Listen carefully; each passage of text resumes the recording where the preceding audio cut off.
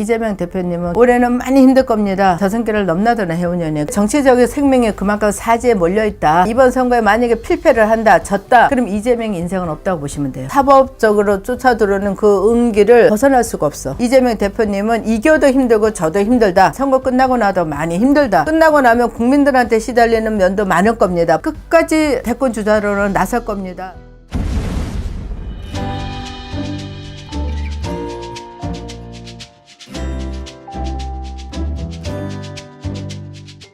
안녕하세요, 선생님. 안녕하세요. 네, 이번에도 총선 시리즈.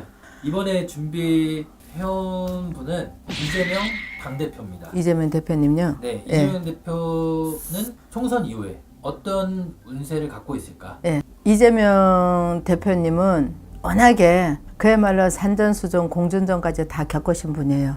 자, 그런데 우리 이재명 대표님이 지금 선거를 앞두고 굉장히 바쁘셔요. 지원도 해야 되고 내선거도 해야 되고 또 법원에도 출두하셔야 되고 그런 아주 진짜 그야말로 한 몸을 가지고 1인 다역을 하셔야 되는 분이신데, 자, 이재명 대표님은 개인적으로는 제가 올해는 좀 좋은 소리는 들을 수가 없어요. 자, 왜 쓰냐면 이재명 대표님이나 지지자들 듣기 위해서는 좋은 소리를 해야 되겠지만서도 저는 그렇게는 점사를 안 봅니다. 좋은 소리 나쁜 소리 다 하는 게 저고요. 또 그렇다고 이재명 대표라 그래서 없는 소리 지원해서 했어도 안 되는 거고, 제가 우리 이재명 대표한테 지금 개인적으로 본다라고 하면 올해는 많이 힘들 겁니다. 저승길을 넘나드는 해운년이에요. 그게 뭐냐면 내 정치적인 생명이 그만큼 사지에 몰려있다.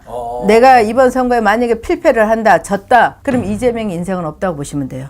아무리 내가 발버둥을 쳐도 그 사법적으로 쫓아들어오는 그 음기를 벗어날 수가 없어. 대한민국 사람들이 법을 피해 살 수가 없고, 우리나라 대한민국 헌법에도 제1조가 그렇잖아요. 국민은 모든 법 앞에 평등하다고 했는데, 이재명 대표는 계속 지금 보면은요, 뭐 이렇게 예를 들어 출두하는 날짜도 본인이 미루잖아. 그렇죠. 그게 나중에 불이익이 돼요. 지금은 대표님이 선거 때문에 이유를 대고 지금 이렇게 피해 나가신다고 하지만서도 개인적으로 이재명한테는 아무런 도움이 안 된다. 예를 들어서 선처를 바라고 싶어도 그런 일로 말미암아 인간의 법에 앞서서 인간이 법을 심판하는 거기 때문에 인간의 감정을 건드려서 좋을 건 없겠죠. 그러나 이재명 대표님은 야당을 대표하시는 대표적인 분이신데, 또 야당을 대표를 한다라고는 국민의 2분의 1 이상을 갖다 대표하시는 분이라도 가언은 아니죠. 근데 그런 분이 자꾸 법을 어기는 모습을 보여준다고 했을 때 진짜 평범한 국민들은 이재명이도 저렇게 했는데 나도 할 수 있어 라는 것 다 어쩌면 샘플로 견본으로 보여줄 수 있는 예가 된다. 이거는 결코 좋은 거는 아니다. 대신 대표님이 이번에 선거 끝나고 나서 어떤 결과가 나타난다 하든 이기면은 또 이재명한테 힘이 되겠지만도 한편으로 꺾여 있는 날개는 세우지는 못한다.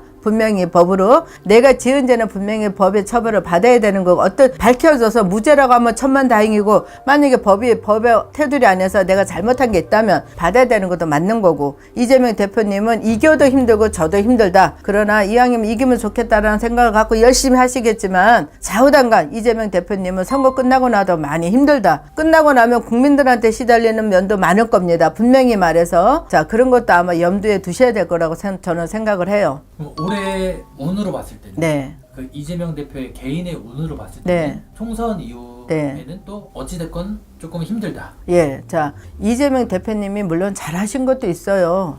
100% 다 잘못했다는 건 아닙니다. 잘하신 것도 잘하시죠. 그분이 워낙에 정치도 오래 하셨고, 뭐 정치에는, 국회에는 이번에 초선으로 들어오셨지만 그래도 이 공직에 오래 계셨기 때문에 잘하신 것도 많아요. 하지만 잘한 거 많은 것보다 잘못한 게 하나가 더 커 보이는 게 바로 인생사인데, 이재명 대표님이 바로 그런 케이스예요. 그러니까 이제 이번에 선거 끝나고 나도 개인적으로 이재명으로 봤을 때는 끝나도 힘든 올해다. 갑진년 해운년에는 어떻게 됐든 이재명이한테는 힘든 해운년이다. 저는 그렇게 얘기하고 싶어요. 아무래도 이제 네. 야당 여당으로만 나누자면 네. 국민 2분의 1이 지지를 하는 이제 야당이 수장인데, 그렇죠. 그 수장이만큼 이제 뭐 차기 대권 주자로서 네. 항상 거론이 되는 인물이잖아요. 네, 그렇죠. 금연 쪽에서는 어떻게 보세요, 선생님? 그런 쪽으로 봐갖고는 지금 현재 우리가 흔히 말하기를 단일 대우라 그래요. 그분 하나로 대권 주자로 다 밀고 나가는데, 야권에서 다른 대권 주자도 계시지만 부각되지는 않아. 뭐 이런 일이 있고 저런 일이 있던 어떻게 됐든 간에 그래도 단일 대우로 이재명 그분이 당대표 될 때도 78% 넘는 높은 수치를 갖고 대표가 되셨잖아요. 그렇죠? 좀 아이러니하다고도 생각하시는 국민들이 있을 거예요. 뭐 이런 대장동이니 뭐니 해갖고 다 갖다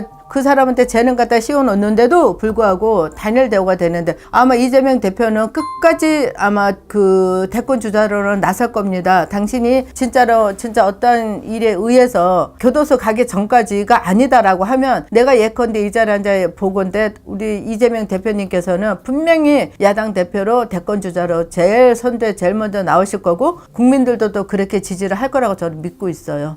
공수가 네, 전달되는 그럼요. 자, 저는 대권 주자는 맞습니다. 감사합니다, 선생님. 네, 고맙습니다.